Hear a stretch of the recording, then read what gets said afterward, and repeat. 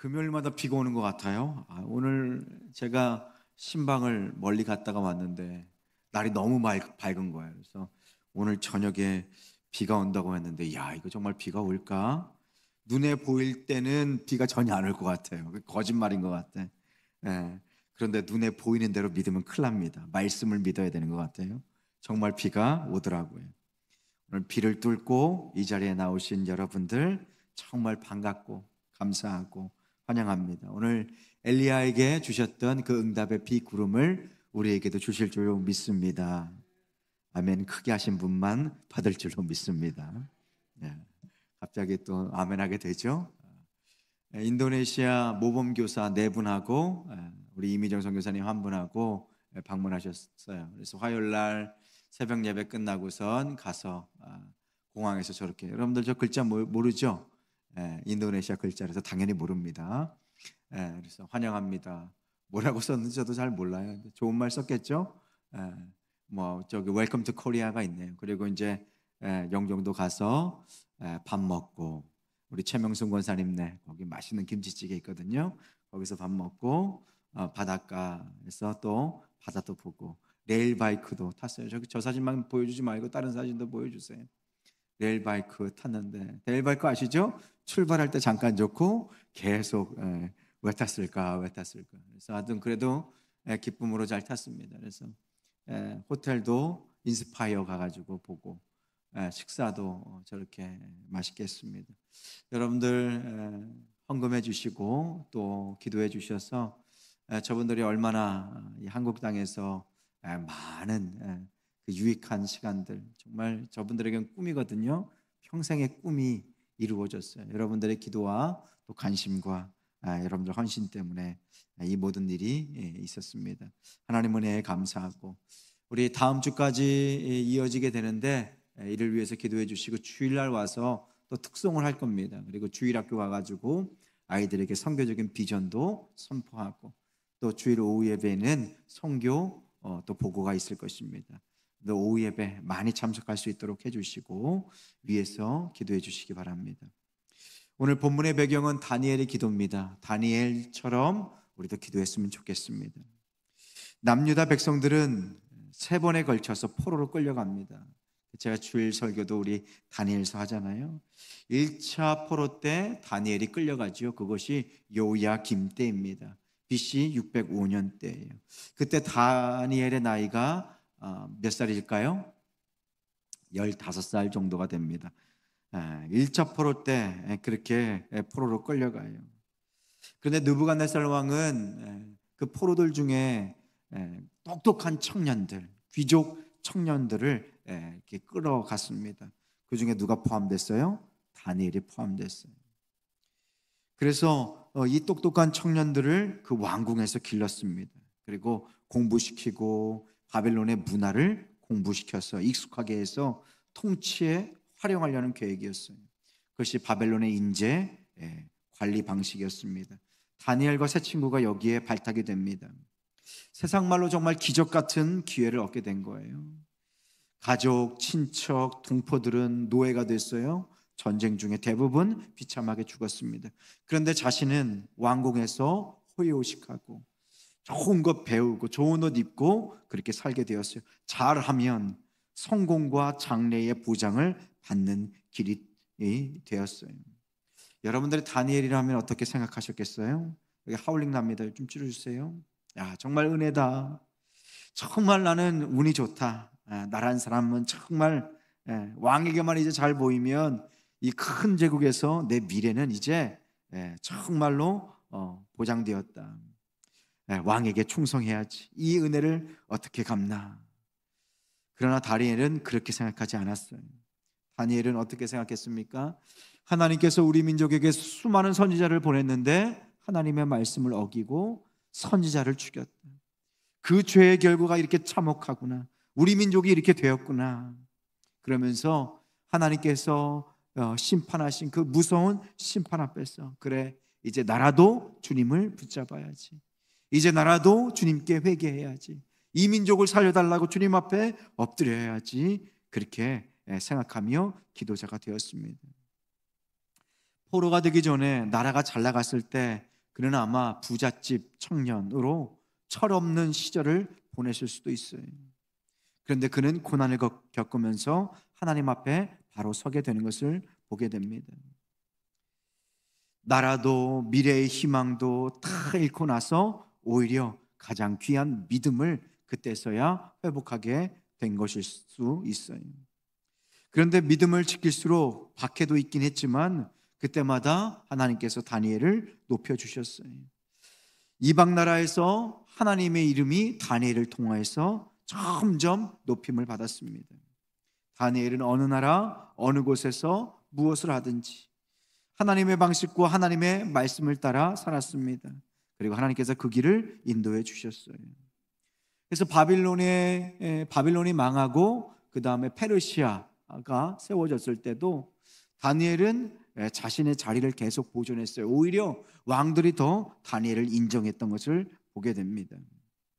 여러분들, 나라가 망하고 왕실이 바뀌어도 살아남는 인물이 있었어요. 그것은 기도의 사람 다니엘이었습니다. 아무도 망할 것이라고 상상조차 하지 않았던 그 바벨론이 하루아침에 망하고 무너지게 되었어요. 하나님의 심판은 분명하죠. 이제 페르시아 시대가 열렸습니다. 그래서 다니엘서 5장 마지막을 보면요, 5장 31절 한번 볼까요? 함께 읽겠습니다. 시작. 메대 사람 다리오가 나라를 얻었는데 그때 다리오는 60세였더라. 예, 메대 사람 다리오가 나옵니다. 바벨론이 망하고 이제 메대라는 나라, 메디아라는 나라가 강성해졌어요.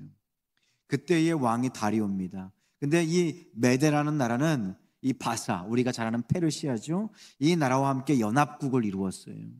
그래서 메대라는 나라가 갑자기 흡수 통일되면서 자연스럽게 페르시아 제국이 되었습니다. 그런데 이 메대 사람의 왕 다리오가 이제 초대 왕이죠. 페르시아의 초대 왕입니다. 사실 이 페르시아 고레스 왕이 첫 번째 왕이라고 하는데 이 고레스의 장인어른이 바로 다리오예요. 새로운 왕국이 세워졌어요. 그런데 이 새로운 왕국이 세워지면서 이 다리오라는 왕은 어떻게 생각을 했냐면, 내가 이 수없이 넓은 제국을 다스리기 위해서 내가 120명의 신하를 세워야 되겠다. 이 120명의 신하를 세 등분 해야 되겠다. 그러면 세 등분하면은 120을 3으로 나누면 얼마가 돼요? 여러분들 밤이래 가지고 계산이 잘 안 되시죠? 40명씩 이렇게 나눴어요. 40명씩 나누고 거기에 총리를 다 세웠어요. 3명의 총리를. 그리고 그 총리를 다스릴 수 있는 총리 중에 총리, 수석 총리를 세우려고 하는데 누가 세워졌을까요? 바로 다니엘이 세워진 거예요. 새로운 왕조가 생겼어요. 왕이, 바빌론이 망하고 새로운 왕, 새로운 나라가 세워졌는데 다니엘은 계속 왕들에게 인정을 받는 모습을 보게 됩니다. 그런데 이런 일이 어떻게 발생하게 되었을까요? 다니엘은요, 첫 번째 고위관리로서 정직하고 유능했을 뿐만 아니라 모든 사람들이 그 다니엘의 인격을 높이 그렇게 평가했다는 것이. 예수님 믿는 사람의 모습이 어디서 나와요? 정직에서 나와요. 그리고 자신의 일을 하나님께 하듯 그렇게 최선을 다하는 그 유능함에서 나옵니다. 그리고 그의 인격을 수많은 사람들이 다 인정했어요. 우리 여기 중고등부 친구들도 기도했으면 좋겠어요. 하나님, 제가 주님 앞에 다니엘처럼 정직하고 유능하며 나의 인격을 세상 믿지 않는 사람들도 높이 평가할 수 있는 그런 인물이 되게 하여 주옵소서. 우리 고등부 친구들 그렇게 기도할 수 있기를 소망합니다. 하나님께서 그렇게 기도할 때 응답해 주실 거예요. 다니엘처럼. 다니엘은 이방 민족 두 번째 왜 이렇게 인정을 받았을까? 다니엘은 망한 바빌론의 민족이 아니었잖아요. 다니엘은 유대 민족이었잖아요. 그런데 유대 민족인데 바벨론을 위해서 어떻게 했어요? 끝까지 충성했어요. 신실했어요. 그래서 페르시아가 세워졌음에도 불구하고 이 페르시아 사람들은 그 다니엘에 대한 저항감이 없었어요. 왜냐하면 이방 민족인데도 불구하고 바벨론에 충성했다라는 것을 알았기 때문에 그래요. 그리고 더군다나 다니엘은 바벨론이 망할 것이라는 것을 예언했어요. 그것을 하나님의 뜻이라고 선포했어요. 그래서 페르시아 입장에서는 다니엘을 믿을 만한 사람으로 인정했어요. 그런데 한번 보세요. 페르시아가 세워졌어요. 기득권들이 이미 있어요. 왕을 세웠던, 그 왕을 세우고 나라를 세웠던 개국 신하들이 있어요. 그런데 이방 민족, 알지도 못했던 바벨론 밑에서 그렇게 신하로 있었던 다니엘을 총리 중에 총리로 세웠으면 미움을 받았을까요? 안 받았을까요? 당연히 미움을 받았어요. 오늘 본문의 배경이 바로 그겁니다. 메대와 바사 출신 고관들이 볼 때는 말도 안 되는 일이 펼쳐진 거예요. 농공 행상을 다 해도 자신들이 공을 더 많이 받고 자신들이 더 높은 자리에 올라가야 되는데 어디서 굴러먹다 온 이방인이 총리 중에 총리, 왕 밑에 총리가 되어버린 거예요. 그래서 이 토박이들이 이 참을 수 없어가지고 눈에 가시 같은 이 다니엘을 없애고자 했습니다. 그래서 어떻게든 흠을 내려고 했어요. 그런데 아무리 흠을 내기 위해서 들치고 또 들쳐도 다니엘에게서는 흠이 발견되지 않는 거예요. 그리고 고민하고 다니엘의 뒤를 쫓아가고 그리고 다니엘에게 뭐가 누구를 붙여가지고 다니엘의 삶을 다 확인했어요. 그래서 한 가지 방법을 딱 찾아냈어요. 그것이 무엇일까요? 다니엘이 믿었던 그 하나님. 다니엘은 하루에 꼭 3번 예루살렘을 향하여서 창문을 열어놓고 무릎을 꿇고 하나님 앞에 감사하며 기도하는 것을 그 신하들은 알았어요. 그래서 계획을 세웠어요.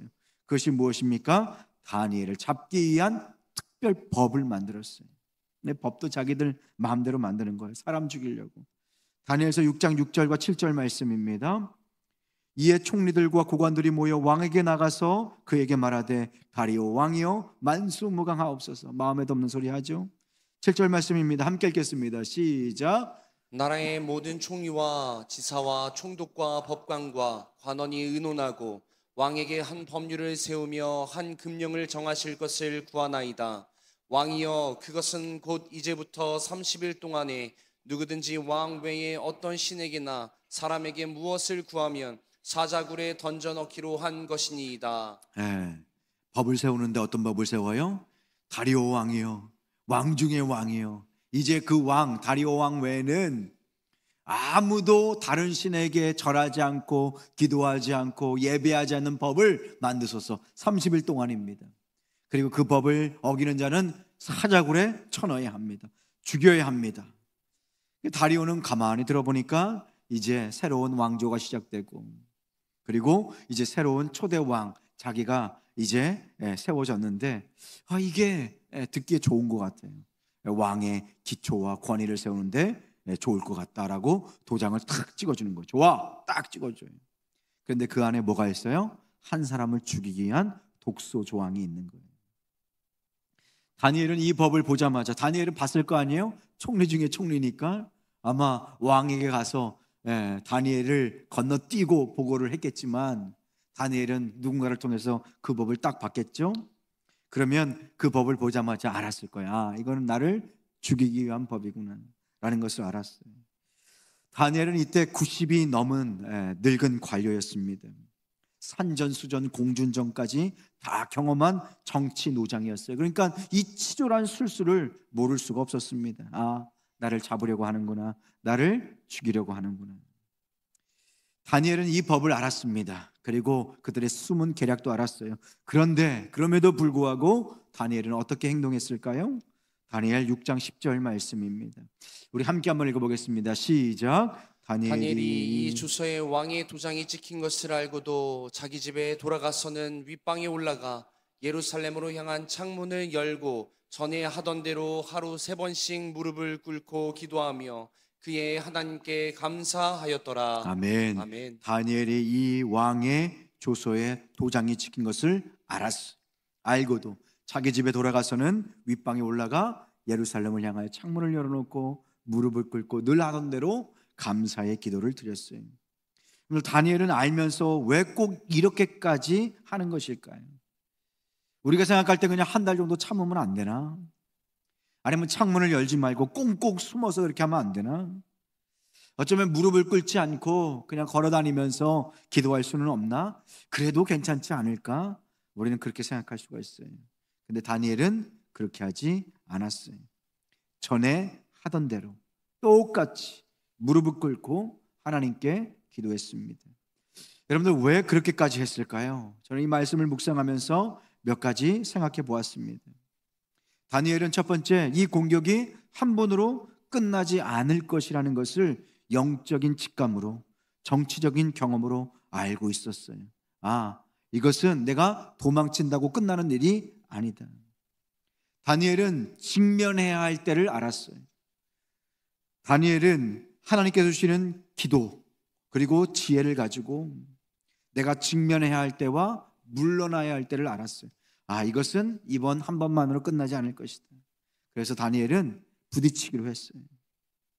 우리도 그런 지혜와 담력이 있었으면 좋겠습니다. 내가 물러나야 할 때를 알게 하여 주시고 부딪혀서 싸워야 할 때를 구별할 수 있는 지혜를 허락하여 주옵소서. 다니엘이 갖고 있는 지혜였죠. 다니엘은 그래서 자신의 죽음으로 다리오 왕에게 끝까지 신실할 수 있기만을 바랬던 것 같아요. 자신이 만약에 그렇게 그런 계략으로 죽는다 할지라도 다리오 왕은 내가 이제 90이 되었는데 이 시험이 계속 될 텐데 그렇다고 해서 다리오가 나를 신하의 자리에서 내려앉힐 것 같지는 않고 내가 죽어서까지 나를 총리 중에 총리로 세운 다리오에게 신실해야 되겠다. 그것은 내가 목숨 걸고 기도해서 내가 비록 죽을지언정 다리오에게 그 다리오를 기만하고 그 악한 신하들 탐욕으로 그 다니엘을 죽이려 했던 그 신하들의 정체를 폭로해야 되겠다라고 생각한 것은 아닐까. 더욱이 다니엘은 두 번째 90이 넘은 시점이었어요. 그의 마지막 소원이 무엇이었을까요?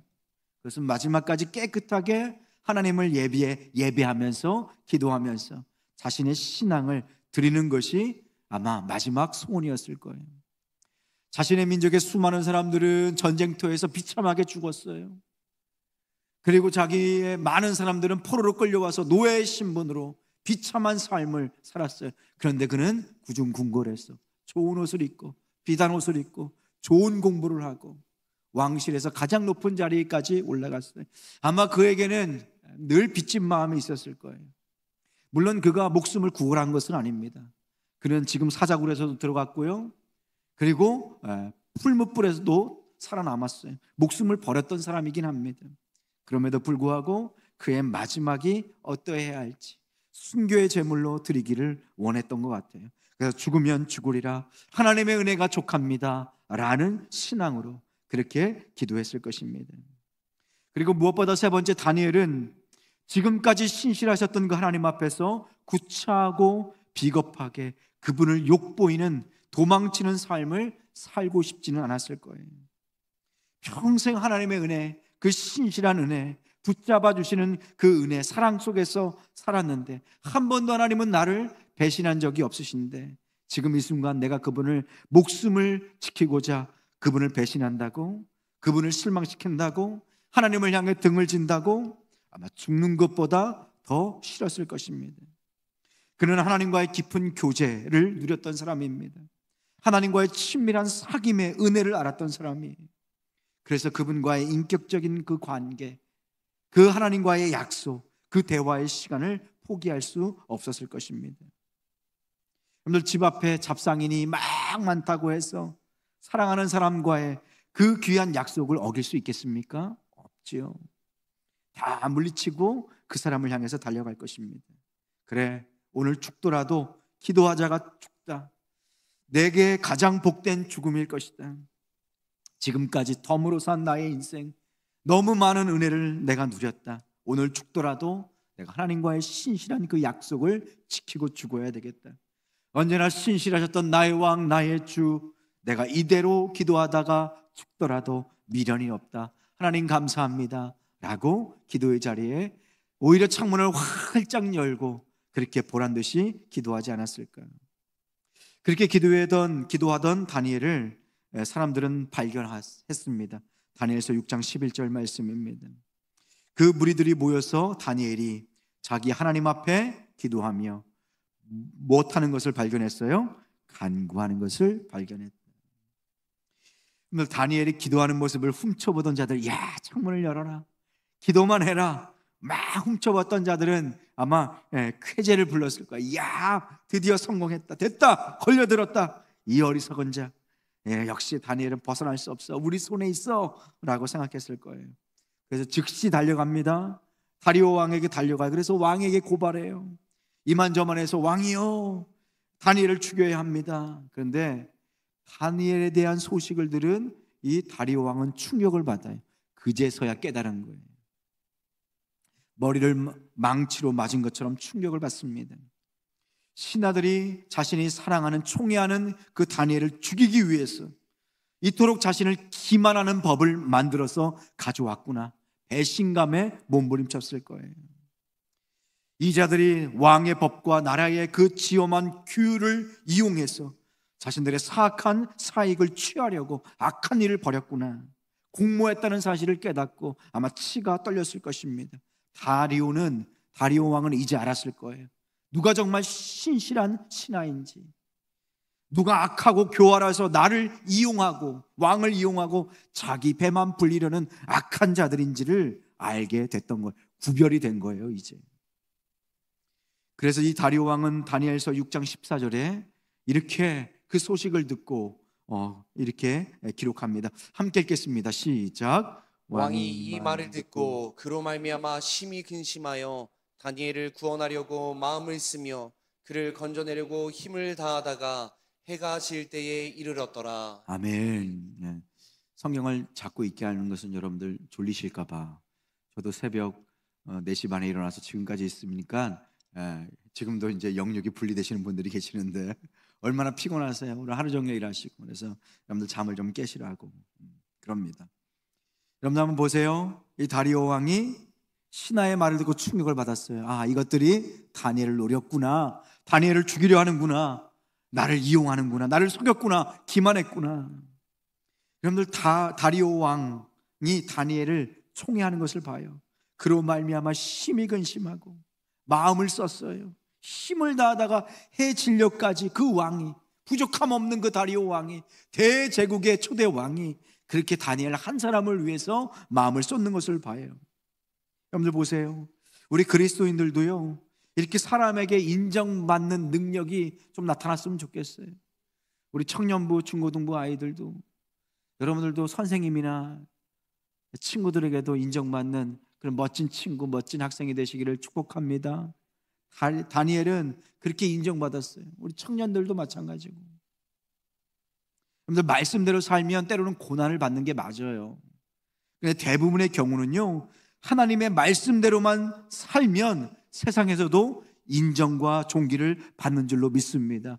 하나님의 원리대로 살면 하나님의 원리대로 세워진 세상에서도 인정과 존경을 받는 거예요. 우리가 정말 제대로 안 살았기 때문에 목사님 말씀대로 살아도 되는 것 같지가 않아요.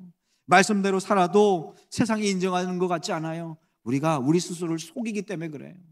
제대로 한번 살아보세요. 다니엘처럼 한번 살아보세요. 여러분들, 그렇게 다니엘처럼 사는 아이들, 그리고 다니엘처럼 살아내는 우리 모두가 되시기를 주님의 이름으로 축복합니다. 이렇게 인정받는 모습을 봐요. 얼마나 멋있어요.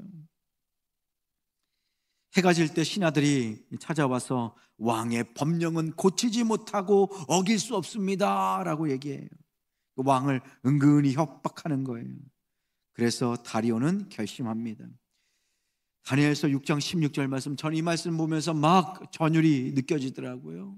우리 함께 정말로 우리가 평생에 믿지 않는 자들을 통해서, 우리를 통하여 저 메시지가 선포되게 하여 주옵소서 라는 마음으로 함께 한번 읽어보겠습니다. 시작. 이에 왕이 명령하매 다니엘을 끌어다가 사자굴에 던져 넣었는지라. 왕이 다니엘에게 이르되 내가 항상 섬기는 너의 하나님이 너를 구원하시리라 하니라. 아멘. 아멘. 보세요. 내가 항상 섬기는 너의 하나님이 너를 구원하시리라. 내가 너를 정말로 죽이고 싶지 않다. 내가 어리석었다. 내가 밤새도록 너를 살리기 위해서, 아까운 너를 살리기 위해서 고민했지만 답을 찾지 못했다. 그러나 내가 항상 섬기는 그 신실하셨던 그 하나님이 바빌론뿐만 아니라 지금 메데 페르시아 제국까지 늘 신실하게 섬겼던 그 다니엘, 너의 하나님이 너를 구원하실 것이다. 다리오의 입술을 통해서 신앙 고백이 나오잖아요. 하나님이 누구신가에 대해서 선포하는 것을 보게 되잖아요. 밤새 잠을 못 이룬 그 왕이 이제 새벽에 일어나 사자굴로 뛰어갑니다. 어쩔 수 없이 왕의 명령이니까 그 지엄한 나라의 국기를, 그 나라의 그 기초를 세우기 위해서 어쩔 수 없이 다니엘을 그 사자굴에 집어넣고 밤새도록 잠을 못 자고 새벽에 사자굴로 뛰어가는 거예요. 다니엘이 정말 죽었을까? 예전에 다니엘과 세 친구는 풀무불에서도 살아남았는데 그 야훼라는 그 하나님이라는 신이 혹시 다니엘을 살려주셨을까? 초조한 마음으로 그 다리오 왕은 사자굴 앞으로 갑니다. 그리고 다니엘아 다니엘아 불러요. 다니엘서 6장 20절 말씀입니다. 우리 함께 한 목소리를 읽어보겠습니다. 시작. 다니엘이 든 굴에 가까이 이르러서 슬피 소리질러 다니엘에게 묻되 살아계시는 하나님의 종 다니엘아, 내가 항상 섬기는 내 하나님이 사자들에게서 능히 너를 구원하셨느냐 하니라. 아멘. 얼마나 멋져요. 살아계시는 하나님의 종 다니엘아, 내가 항상 섬기는 너의 하나님이 사자들에게서 너를 능히 구원하였느냐. 살아계시는 하나님의 종 다니엘아, 내가 항상 섬기는 내 하나님이 사자들에게서 너를 능히 구원하셨느냐라고 묻는 거예요. 여러분들, 이 대답 앞에 우리가 정말로 능력의 기도자가 되어서 다니엘처럼 왕이여 만수무강하옵소서, 하나님께서 나를 구원하셨습니다, 하나님께서 나를 살려주셨습니다 라고 세상에 선포할 수 있는 여러분 되시기를 주님의 이름으로 축복합니다.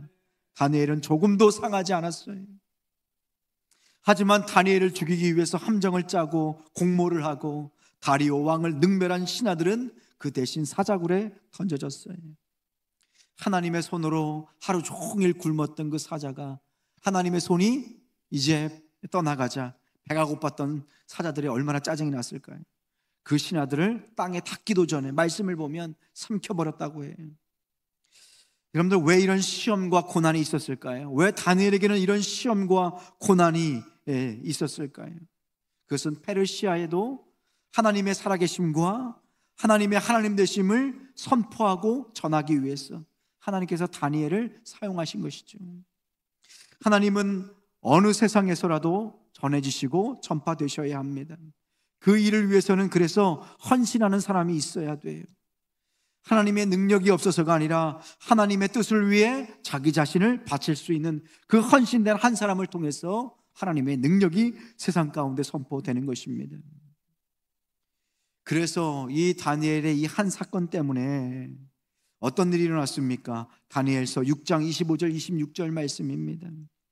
이에 다리오 왕이 온 땅에 있는 모든 백성과 나라들과 언어가 다른 모든 사람들에게 조서를 내려 이르되 원하건대 너희에겐 평강이 있을지어다. 조서를 내렸어요. 모든 조서, 모든 곳에. 26절입니다. 내가 이제 조서를 내리노라. 내 나라 관할 아래 있는 사람들은 다 다니엘의 하나님 앞에 떨며 두려워할지니 그는 살아계신 하나님이요 영원히 변하지 않으실 이시며 그의 나라는 멸망하지 아니할 것이요 그의 권세는 무궁할 것이며. 할렐루야. 다니엘을 통하여서, 그 시험과 시련을 통하여서 하나님의 이름이 세상 가운데 높여지는 것을 보게 됩니다. 오늘 짧은 시간 이 다니엘을 통해서 기도를 배우셨으면 좋겠어요. 첫 번째, 여러분들 기억하셔야 합니다. 언제나 기도를 방해하는 세력은 있다라는 것이에요. 언제나 우리의 기도를 방해하는 세력은 있어요. 오늘도 여러분들 피곤한 날에 비까지 왔어요. 기도를 막는 방해하는 세력이 얼마나 많아요. 우리의 현실은 바로 다니엘의 상황과 똑같습니다.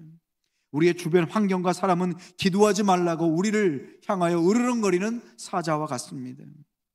그렇다고 그것들 때문에 결코 우리의 기도가 중단되어서는 안 됩니다. 그것은 사단의 꼬임에 넘어가는 것이에요. 다니엘은 왕의 조서에 도장이 찍힌 것을 알고도 무엇을 했습니까? 무엇을 했어요? 기도했어요. 왕의 조서에 도장이 찍힌 것을 알고도 사자가 으르렁거리고 그의 기도를 잡아당길지라도 다니엘은 기도를 포기하지 않았습니다. 사랑하는 성도 여러분, 기도는 영적 전쟁입니다. 최악의 상황 속에서도 우리는 기도를 놓지 말아야 될 줄로 믿습니다. 그곳이 최악의 상황이 오히려 우리가 더욱 기도해야 할 장소입니다. 그렇게 기도할 때 하나님께서 상황을 역전시키시고 주의 능력을 우리 가운데 나타내 보여주실 줄로 믿습니다. 기도는 항상 방해하는 세력이 있어요. 그렇기 때문에 오늘 밤도 여러분들 부르짖어 기도하셔야 합니다. 여러 가지 잡다한 생각들이, 여러 가지 걱정과 근심들이 여러분들을 잡아당길 것입니다. 그럴 때 오히려 더 크게 다니엘처럼 마음의 문을 활짝 주님께 열어젖히고, 누가 보든지 누가 방해하든지 상관없이 주님을 외쳐 부르며 힘써 기도하는 여러분 되시기를 주님의 이름으로 축복합니다. 두 번째, 기도는 다니엘처럼 정한 시간, 습관에 따라서 계속되어야 합니다. 예수님도 습관에 따라서 무엇을 하셨어요? 기도하셨어요. 습관에 따라서 아침에 기도하셨고, 새벽에 기도하셨고, 점심에도 기도하셨고, 저녁에도 제자들과 떨어져서 기도하셨어요. 기도가 몸에 배어서 자연스럽게 그렇게 기도하신 것입니다. 기도는 훈련입니다. 여러분들 기도하기 위해서 애쓰고 수고하셔야 돼요. 공부할 때도 마찬가지예요. 처음 공부할 때 공부 안 하다가 공부하면 10분이 1시간 같고, 시간을 계속 봐도 시간이 안 가요. 그죠? 우리 친구들은 다 공부 잘하니까, 그지? 믿음이 1시간 앉아있으면 한 2시간씩 딱딱 앉아있잖아요. 그지? 그런데 맨 처음에는 집중이 잘 안 되다가 이제 기도의 습관이 되고, 또 공부의 습관이 들으면 어때요? 시간이 점점 길어지죠. 기도도 마찬가지예요. 성경의 수많은 인물들은 정해진 시간, 정해진 장소에 기도했습니다. 다시 말하자면 외부의 상황에 흔들리지 않도록 기도가 습관이 되고, 기도하는 시간을 확보했다는 사실입니다. 오히려 그들의 삶은 어떤 것이든 기도를 중심으로 모든 삶이 이루어졌던 것을 보게 됩니다. 사랑하는 성도 여러분, 기도는 하나님과 만나는 시간입니다. 기도는 하나님의 능력을 공급받는 시간입니다. 기도는 하나님의 지혜를 하나님께서 우리에게 부어주시는 시간인 줄로 믿습니다. 기도하는 습관의 힘을 키우세요. 우리 고등부 친구들 너무 잘하고 있어요. 기도할 때 하나님께서 능력을 주시고 또 기도하는 습관을 키워야 돼요. 그래야 정말로 어려울 때 기도하는 능력을 발휘할 수 있는 것입니다. 제일 좋은 습관, 기도하는 습관을 키우는 여러분 되시길 소망합니다. 마지막입니다. 다니엘을 통해서 배우는 기도 뭐예요? 감사하며 기도하셔야 돼요. 하나님은 반드시 우리의 기도에 응답하시는 신실하신 하나님이신 줄로 믿습니다. 기도는 하나님께 저축하는 것과 똑같아요. 다니엘을 한번 생각해 보세요. 다니엘은 목숨의 위협 앞에서도 습관에 따라서 감사하면서 기도했어요. 사자굴에서도 다니엘은 무엇을 했을까요? 아마 감사하면서 기도했을 거예요. 그렇게 감사하면서 기도할 때 그 일을 통하여서 하나님께서는 페르시아 제국 전체에 살아계시는 그 하나님을 알리시는 것을 보게 됩니다. 고레스가 다니엘에 대해서 알게 된 사건이 바로 이 사자굴 사건이에요. 다리오 왕에 의해서 이 사위 고레스가 이제 진짜 통일 왕국, 페르시아 왕국의 초대 황제가 됩니다. 그런데 이 고레스를 통해서 이제 드디어 이스라엘 백성들이 포로 생활에서 벗어나서 약속의 땅으로, 예레미야 선지자가 약속한 그 약속이 이루어지는 것을 보게 돼요. 그래서 이사야 44장 45장에 있는 내용들이 누구에게 전달됐어요? 고레스 왕에게 전달된 거예요. 누구를 통해서요? 다니엘을 통해서. 근데 다니엘이 어떤 사건을 통해서 고레스의 눈에 들어왔어요? 이 사자굴 사건을 통해서. 고레스는 큰 감동을 받았어요. 그리고 이스라엘 백성들을 다니엘이 했던 그 예언의 말씀, 예레미야와 이사야의 말씀, 내가 태어나기도 전에 하나님께서 나를 향한 그 예언의 말씀을 듣고 이스라엘 백성을 그들의 고국으로 돌려보내기로 결심하는 것을 보게 됩니다. 여러분들 기억해 보세요. 다니엘이 한평생 기도했던 기도 제목이 뭐예요? 자신의 민족을 하나님께서 구원시켜 주셔서 어디로 돌아가게 하는 거? 고향 땅으로 돌아가게 하는 거. 이 고국의 회복과 고국으로서의 귀환이 언제 일어난 거예요? 이 축복이 언제 시작된 거예요? 바로 다니엘을 죽이고 기도를 막고자 했던 원수들의 악한 계획으로부터 시작되었다는 거예요. 놀라운 사건이에요. 원수들은 다니엘의 기도를 막으려고 했어요. 그런데 다니엘은 그 방해를 물리치고 기도했어요. 기도를 사수했어요. 그 기도를 통해서 이스라엘이 해방되어서 고국으로 돌아가는 놀라운 일이 시작되는 그 놀라운 역사의 출발점이 어디에서요? 이 생명을 건 기도의 자리, 목숨을 건 기도의 자리에서 일어났던 것을 보게 됩니다. 그러므로 사랑하는 성도 여러분, 원망과 불평을 그치고 감사하면서 기도할 수 있는 여러분 되시기를 주님의 이름으로 축복합니다. 그 기도의 끝에 하나님께서 놀라운 역사, 예비된 놀라운 기도, 그 응답의 은혜를 허락해 주실 줄로 믿습니다. 찬양팀 나오시고